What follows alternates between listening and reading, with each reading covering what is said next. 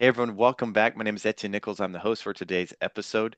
Today, with me to talk about IEC 60601 and the changes that are coming is Leo Eisner. He's the founder and principal compliance consultant of Eisner Safety Consultants, and he's known as the IEC 60601 guy, named so by the founder of Greenlight Guru, John Spear, no less. Leo provides top-tier product safety compliance and regulatory support to the medical device industry, and he focuses on detail and quality to ensure his clients' compliance needs are met. His expertise spans the IEC 60601 series, ISO 15223, and ISO 2417. He's helped hundreds of SMEs and Fortune 500 companies achieve compliance. He's also reviewed and generated many product safety and labeling sections for European technical files. And as an expert member of the IEC 60601-1 development team, Leo has shaped both the third and fourth editions of this standard, and I know he's working hard on the next edition as well, which is what we kind of want to talk about today. So before we get into all that, Leo, how are you doing today? Doing great. We're getting back from the UK after a month. I'm sort of getting adjusted back to US time, I guess. I understand that.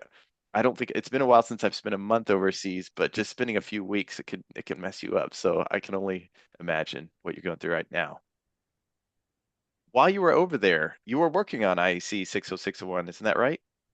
Yeah, spent a week in London at BSI in Chiswick and a week at the general meeting in Scotland, which was a great place to be. That's where I caught COVID for a week and lost vacation time with my wife and daughter, which was a bummer, but they got to meet family, which was nice. Yeah. Wow. I'm sorry that you had to experience that, but I'm glad you were able to get some work done, I suppose. Sometimes we wish, well, I'd rather spend time on the vacation than work. But let's talk about the work that you did. What is going on with 60601? Well, we're plugging along. There's 12 different groups or working groups, which are the fragments that are currently being put together. And it spans a large array of different expertise from physical environments to user interfaces, which is the working group I'm in charge of with another expert or co-convener. And we're dealing with alarms, usability, information supplied by the manufacturer, or labeling, as some people are used to calling it, or marking and labeling.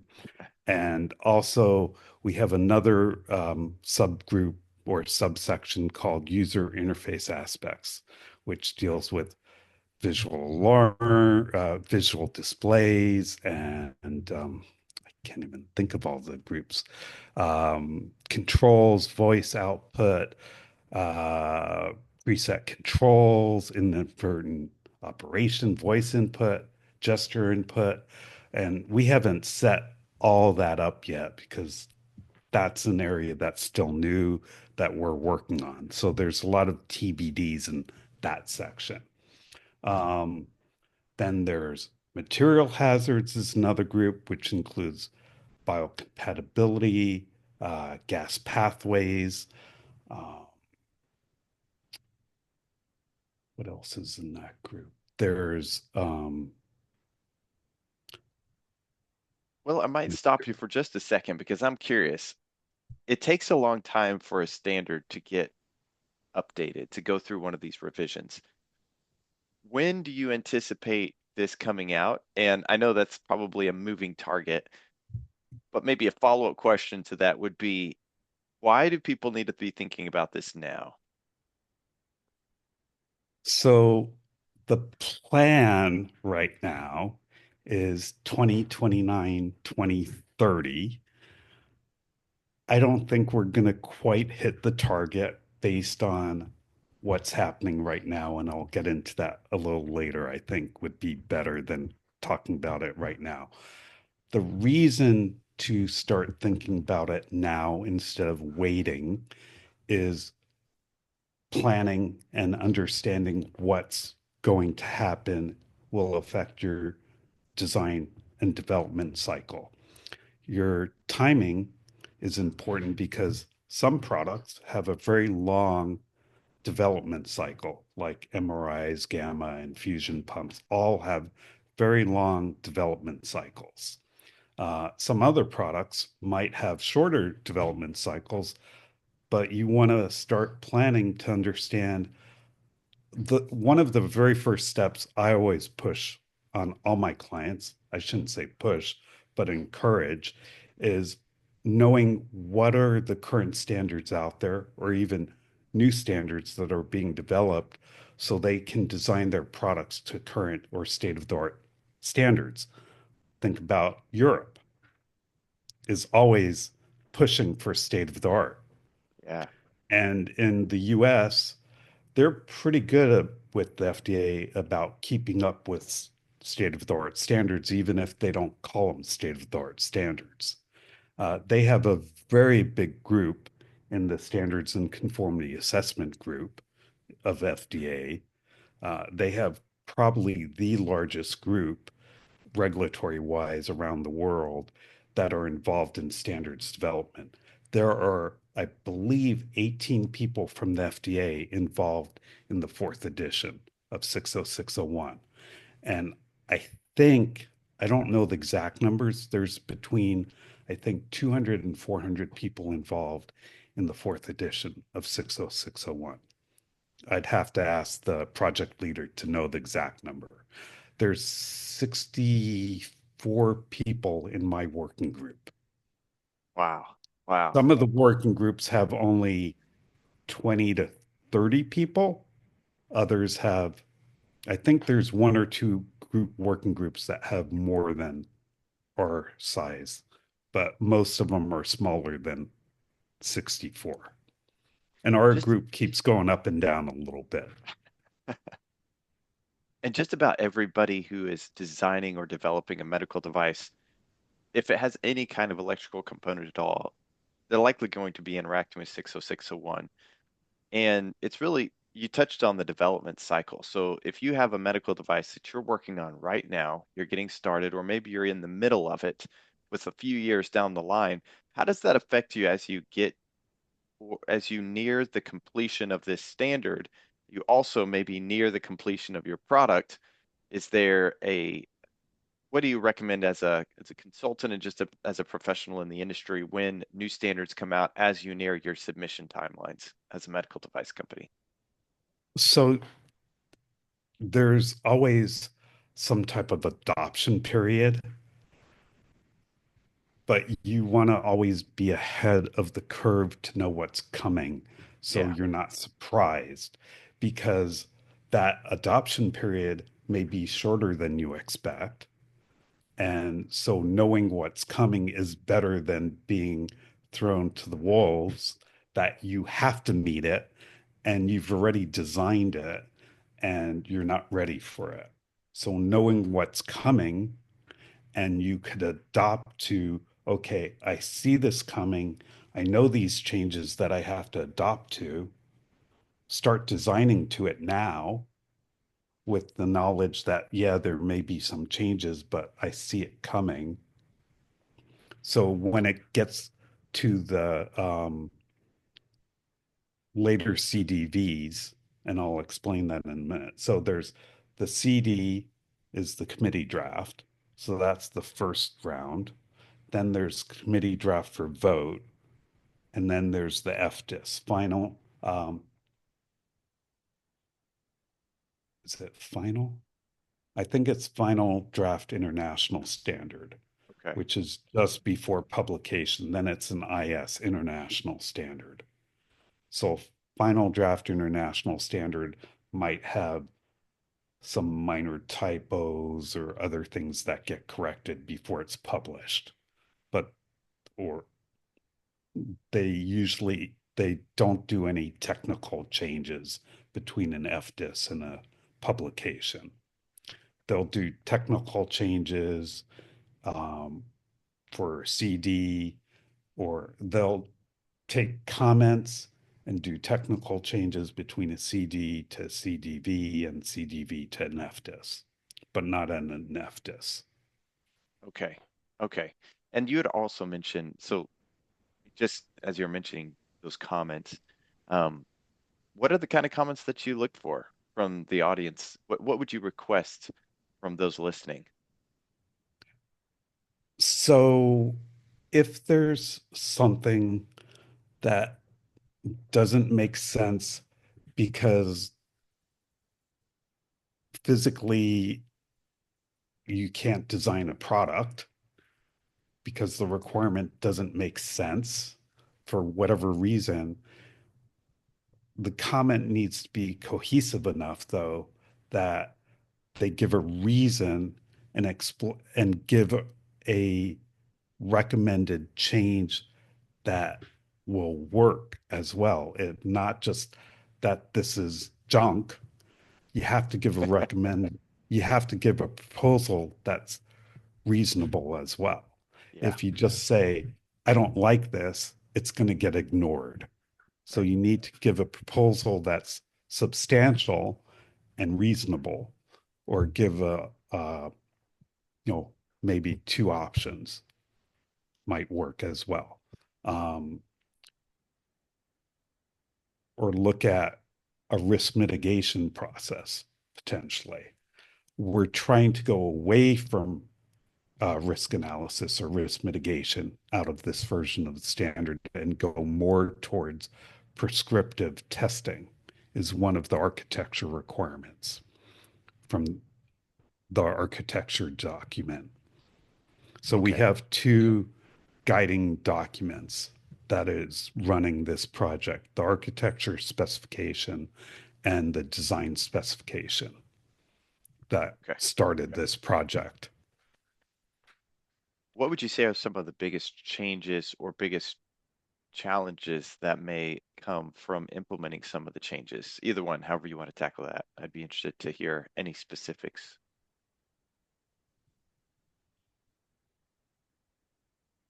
Hmm. Well, some are going to be that there's some totally new concepts, I think, that are going to come into play. Some are new tests that, like, one is wireless coexistence has been a US requirement, but has not been anything internationally. Hmm, That's getting adopted into this version of the standard that would be then become internationally a requirement. Um, there's some things I think in the what's called PEMS, or Programmable Electromedical System mhm. section, which they're looking at software as a medical device, software in a medical device, firmware, software, apps, OS related. So 62304 is started being rewritten as a second edition back in, I think it was April or May of this year. It just started off again for the second or third time. I couldn't tell you. It's not a project that I've ever been involved in. It's not my space at all, not my expertise. Um, but it's getting into a lot of clinical aspects, which is a lot more thorough than I think it's looked at before. It's getting into physiological closed loop controllers, which is what is the existing 60601 1 10 standard.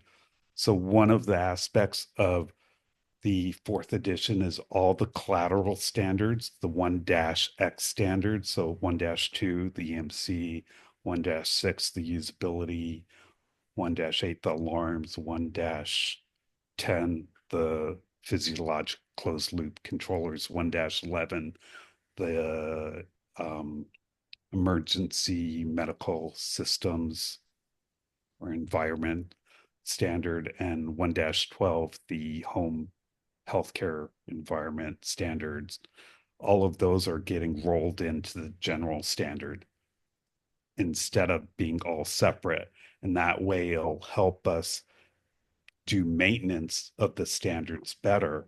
Because when in the third edition, as we updated the general standard, then we had to update the collaterals, then we had to update the particulars. We're still updating the particulars when we did third edition amendment 2, which that was done in 2020, and now we're in 2024. It should have been done by the end of 2023, and it's still rolling. Gotcha. And that's a problem. Yeah. And it's messy. So with the collaterals being all in one standard now, that's the concept. Um, it'll make it easier to maintain when we do one rev of the fourth edition. Once that happens, then all the particulars can rev right after that. And you don't have like this rolling issue that is harder to maintain. So that's one of the concepts. Gotcha. Where do people go to see what is going on as far as so that they can make those comments or make those suggestions? So right now, there's none of the fragments are out quite yet. Yeah. That's going to happen. So the first probably three fragments, it looks like. I actually talked to the project leader maybe an hour ago. I texted him and asked, talked to him about this specific question because I wasn't sure fragments were going to go out. And I think it's just the first three. So working group 37, 38, and 39. So the general requirements, which are going to cover what everyone knows as classification, but we're going to call them categorization now, which are what categories of device. So, like class one or class two, which is power source, not like class one of FDA or class two of Yeah. FDA. Or I'll pull up categorization here on the screen. Where do I have that?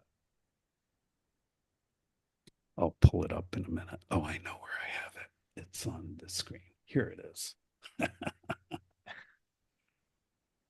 Or if it's internally powered, being battery operated, or if it's what type of applied parts. So those are things that people already know.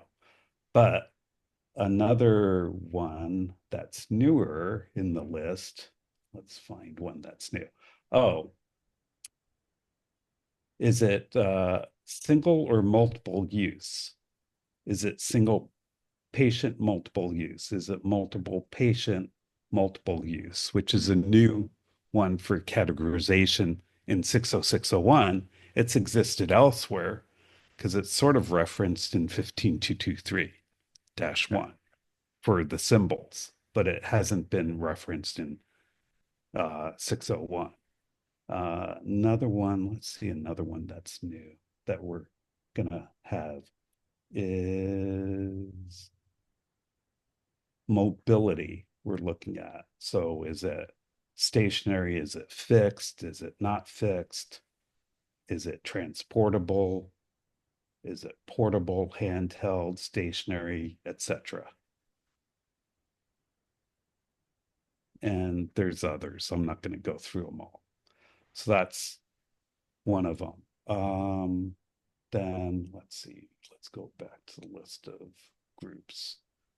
So 37 general requirements also includes essential performance, risk analysis, and other things. And it's not going to, we're not with the CD, we're not going to have all the requirements set out. It's going to be, as Brody would say, it's a fragment of the fragments Yeah. at this point. So it's going to be a partial look at where we're at this point. For 38 physical environmental hazards, we're looking at um, operating temperatures, humidity, Probably vibratory. humidity. What's the other one? I'm blanking. Vibrations, or let's see. Well, yeah, all that stuff, shock Yeah, and vibration, all yeah, that stuff. So the stuff that's typical in 1-11, 1-12, um, temperature, humidity. There's one other, and I'm just totally blanking. Oh, here it is. Looking at transport, storage, operation, uh,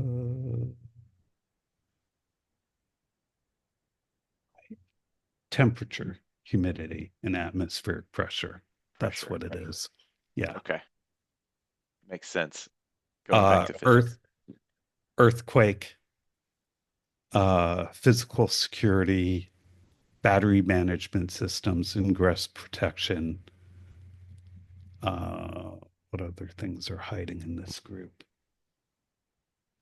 Those are some of the things. They're not going to have everything in that. I don't know that battery management system is going to be in there at this point, or earthquake protection. I know some of the environmental stuff, this more the temperature and transport storage operations stuff's going to be in there probably at this point. What do And they you, may, I'm yeah, curious go ahead. what's driving a lot of the change. So is it primarily organizational, or do you anticipate this changing how medical devices are designed in the future?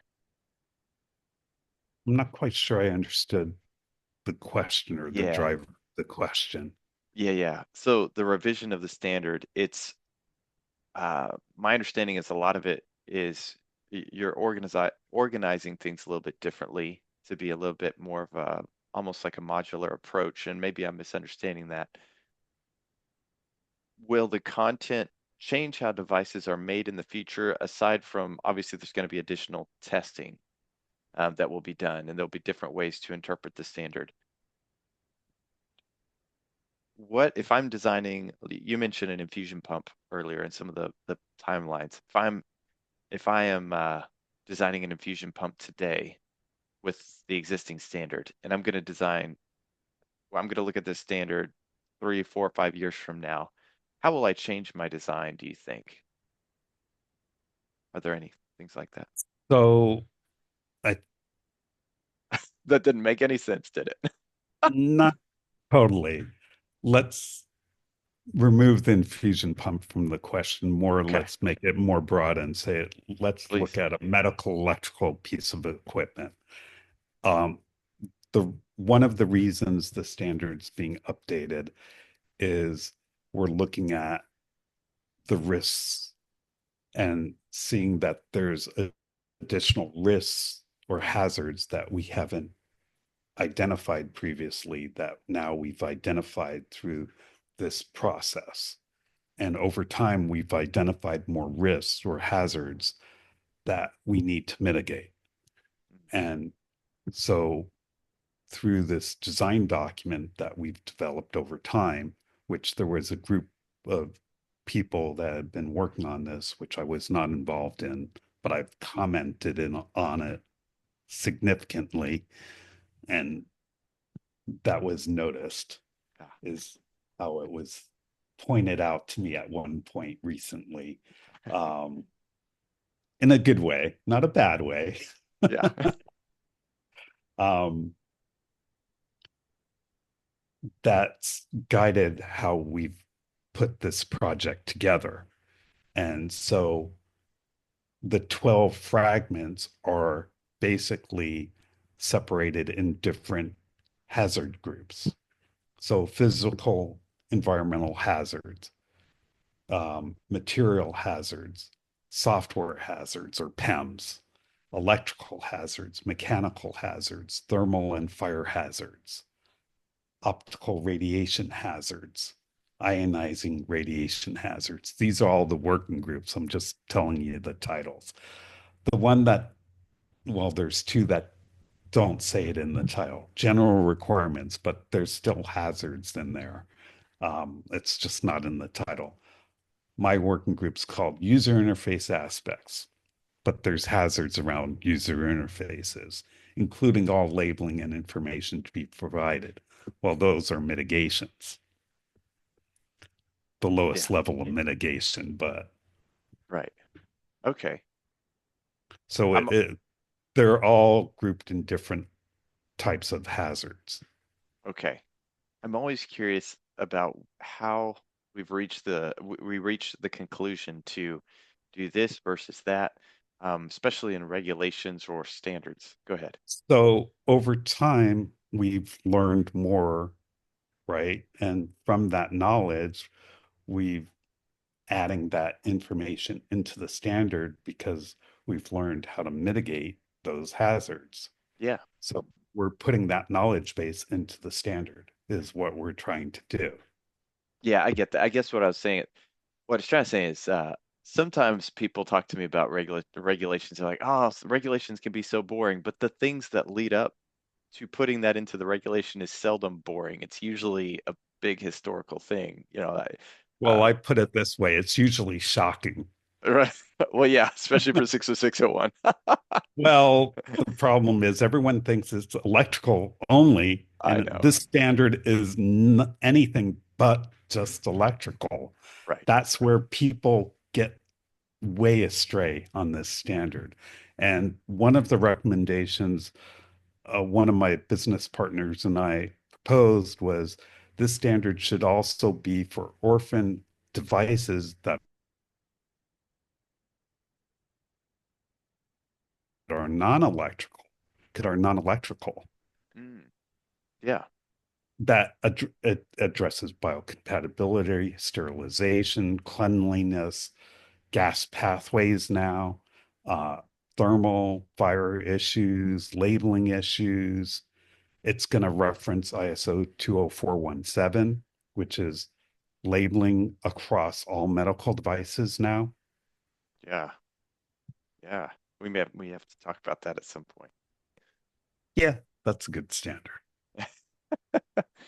Any other things that you think people really need to know about this upcoming change? There's lots of things to Yeah. need to know. What can we get across in the podcast and maybe point people to the detail later so that they can make those comments? So there's going to be another document. It's called, let me pull it up. Uh, Here it is. Here's the name to it. Okay.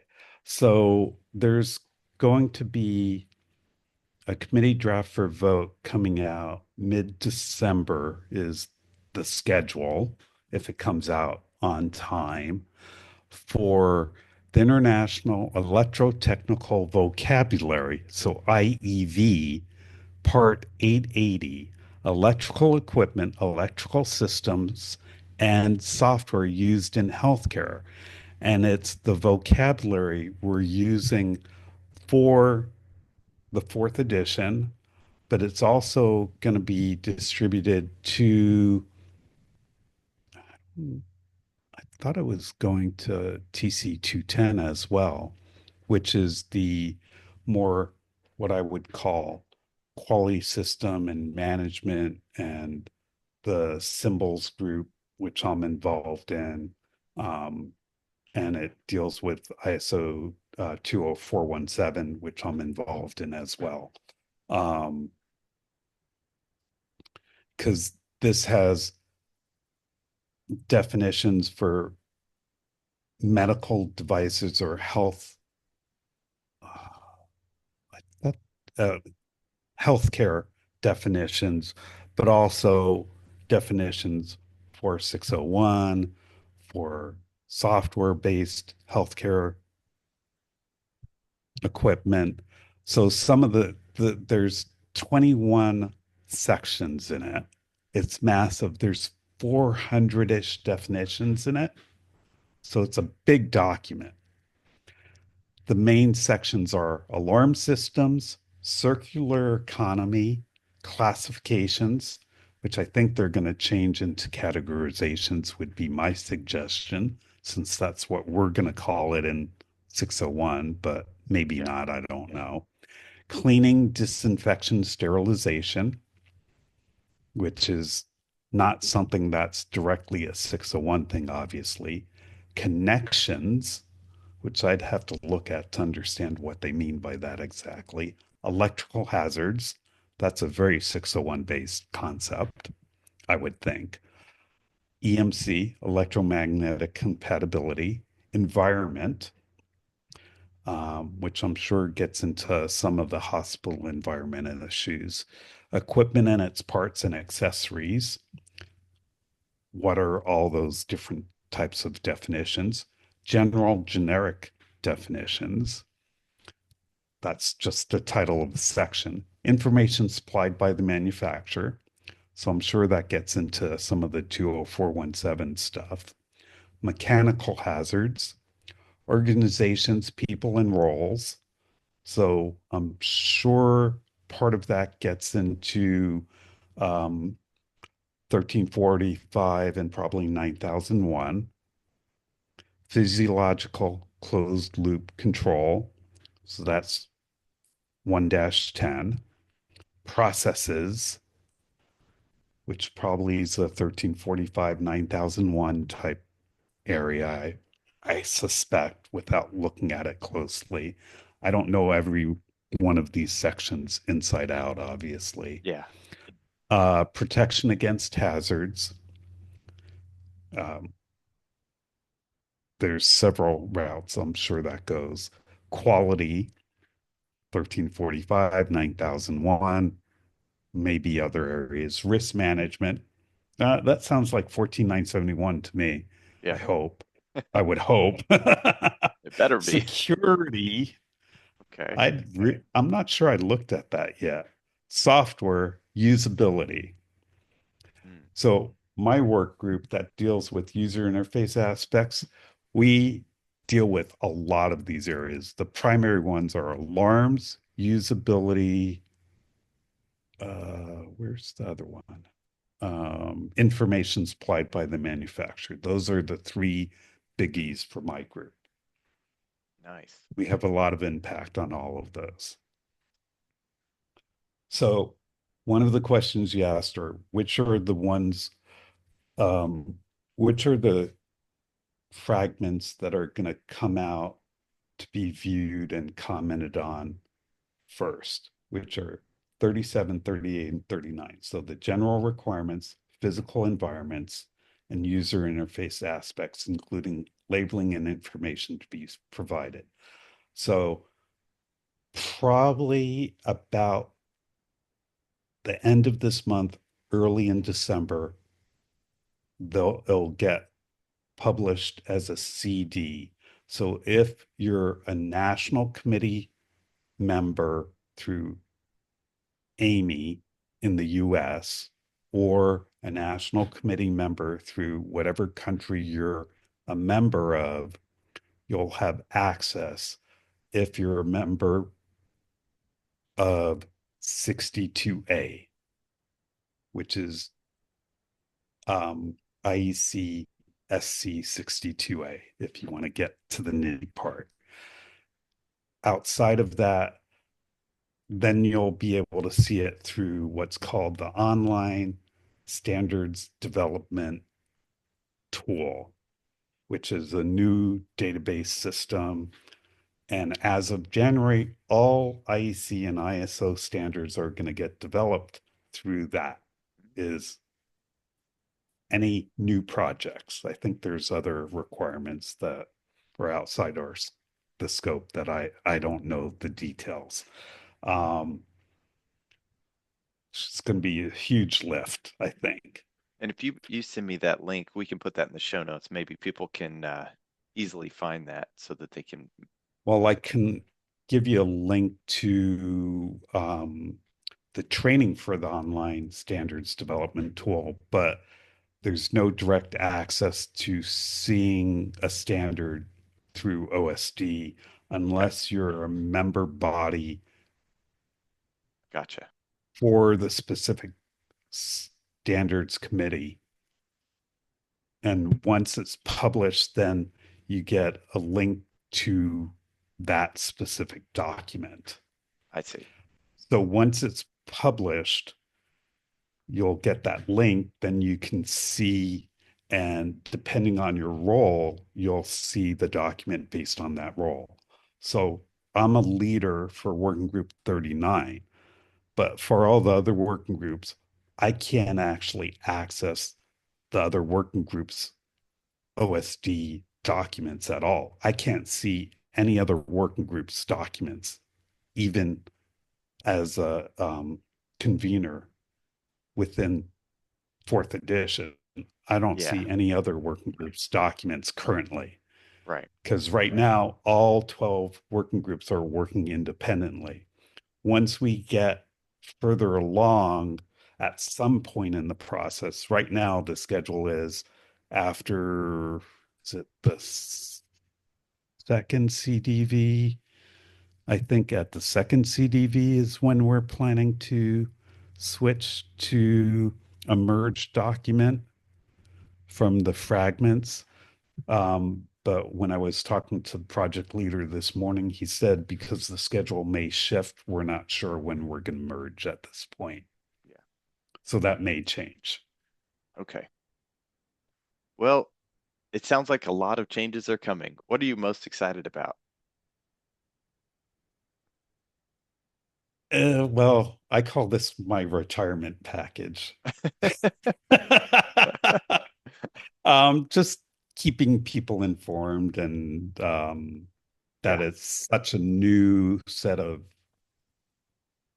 big changes that just keeping people informed and trying to keep everyone excited about it. yeah, It yeah, is a lot. And I'm learning a lot as I go too and being involved. I'm spending a huge amount of time on this. I don't get paid for it, but I get to talk to a lot of people about it and I'm learning a lot. I'm yeah.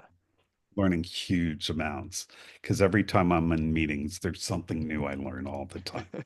That's one thing I like is always learning something new every day. Yeah. Otherwise, I don't feel like I'm living. It's important to keep living. That's good. Yeah. Yes. Keep living as long as you're alive. Um, Well, it's yeah, that's important. it's sad that the number of people who aren't and are. So anyway, not to get into the philosophical side of things, but Well, you're sounding like Subi now. I do hang out with him sometimes. Oh, he and I recommend the same books. It's so funny. But Yes, it's anyway, not surprising. yeah, Subi Sade for those who aren't familiar with the Combinate podcast. I don't know. There's something about maybe there's something about what draws someone to be a podcaster. Has a similar set of interests. I'm not sure what it is, Well, but you look like you're in a basement right now, just sort of like Subi's setup. it's not a base. It's actually it's kind of an industrial um, part of town. So there's just an empty part of a factory that someone rented to me as an office. So it's worked out. But Oh. yeah, it's a strange place to be for sure. But very cool. I am excited to see what is coming and how this is going to change some of the things of the industry. Any last piece of advice you want to give the audience before we close it out? We'll put links in the show notes later for people to check things out, but any last piece of advice? Well, just keep updated and ask questions. And if you have any concerns about how things are going, let the leadership of 62A or what's called AG50, which is the leadership of the fourth edition, which I'm part of, know what's going on and we'll feed it back up to the right people. And we're happy to, we're trying to be as transparent as possible. Yeah. Yeah, I think that's We something we want to forget. make this good Yeah. and and usable, not like hard to use. It's not change for the sake of change, which I think some people in the industry get a little bit pessimistic sometimes, thinking, "Oh, they're changing it again." But the goal is for improvement and to cover additional risks that may not have been covered in the first one. So I think what you're doing is great, and I hope Yeah, people and it's will offer also their to thoughts. support, even though it's not a requirement, it's to support making it easier to get through the regulatory process too, because a Sure. lot of what's coming through this is meeting the regulatory requirements. Like gas pathways is part of something that comes up through like the ventilator standards, Mm, but it applies to other things outside of that. And so bringing it up brings up that you need to think about it for other things. Or we're talking about having doing test planning, which is something regulators expect you to do. And so that was the meeting I was in before this podcast. And doing that up front is going to benefit you in the long run for a lot of reasons. It'll make going to the test lab or doing your own internal testing better because you'll have thought about it properly and scheduled it in a way that you will know the way you're headed, and you'll know what devices, what accessories, what software. So you have your plan set up instead of going in chaotically. yeah, yeah, So I think it'll be to your benefit in the long run. yeah. Short run, you might complain, why am I doing this extra work? I hear that all the time, Oh especially yeah, from those small customers. yeah. If it keeps the product on the market longer and keeps it safer, it's definitely worth it in the long run. So have to keep the long run in the mind, play the long game. So Yeah. very cool. Thank you so much for being on the podcast today, Leo. It's always good to talk to you and share your or learn from your expertise. We're gonna have to. Um, there's a few other standards I know. I think I always bring this up. 15223. That was one of the first webinars I ever moderated that you did, and so Yeah, it blew up your system, I think. it did a little bit, which it might be part of why I remember it so well. And it was a But first. yeah, it was one of my first, but it was also one of the most technologically difficult ones. But good memories. So, but thank you so much for being on the podcast. Look forward to seeing when the standard comes out and all your work coming to fruition. So, wish you the best. And thank you so much, those for you who've been listening. Thank you so much for listening. We will see you all next time. Take care.